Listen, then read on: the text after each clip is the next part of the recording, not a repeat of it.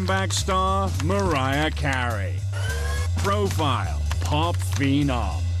First career peak, 1995. Downfall, 2001. Comeback, 2005. Mariah Carey's comeback came totally out of left field. People were kind of looking at Mariah for the last few years saying, "Lady, you're a little crazy." And then suddenly she's got this new album. This may be the biggest comeback in the world of music ever. I mean, people thought that Mariah Carey was absolutely done. To understand the hugeness that was Mariah, think back to her 1995 mega-hit album, Daydream. It sold nearly 25 million copies worldwide and marked the high point in her decade of pop dominance. In the 1990s, Mariah Carey was the pop princess of the world. She had #1 hits in every single year of the 90s, which is unprecedented. You couldn't go anywhere without hearing her voice or seeing her face. By the end of her decade-long streak, this pop diva had sold more than 80 million albums and earned over $35 million, which meant she had plenty to burn. Mariah Carey had a taste for the best things, and it kind of manifests itself in this larger-than-life experience. She had the finest clothes, the crystal from a silver goblet, all the people waiting on her. And Mariah was living a storybook love affair. In 1993, she married record exec Tommy Mottola in a reported $500,000 wedding, sporting a $25,000 gown. And I loved it, and I said, have to wear it.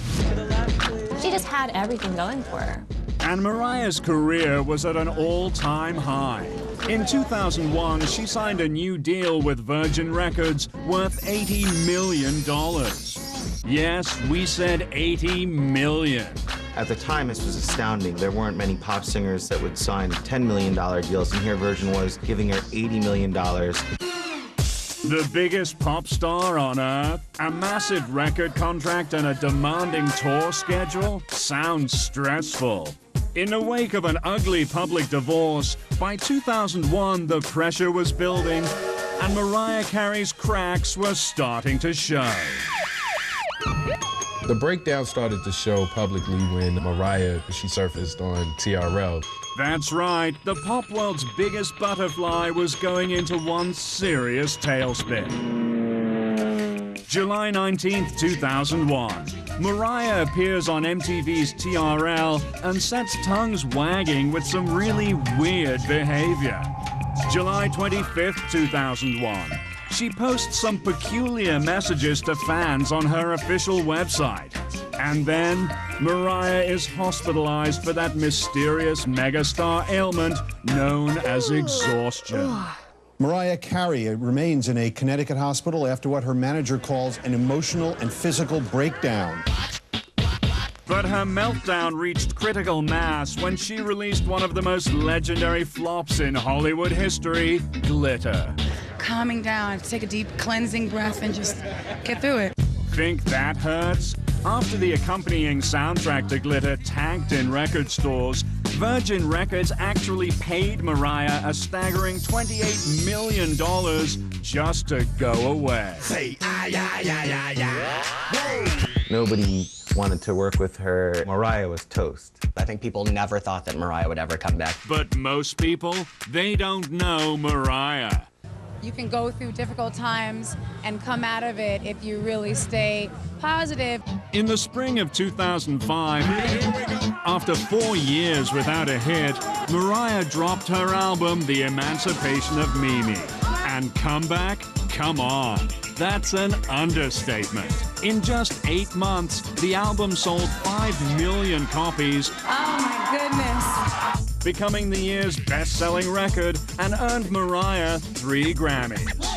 I'm just so grateful to everybody for all the support with The Emancipation of Mimi.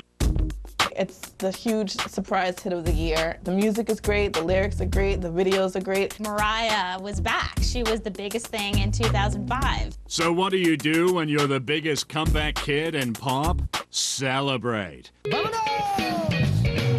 And for Mariah, the past year's been one endless rager.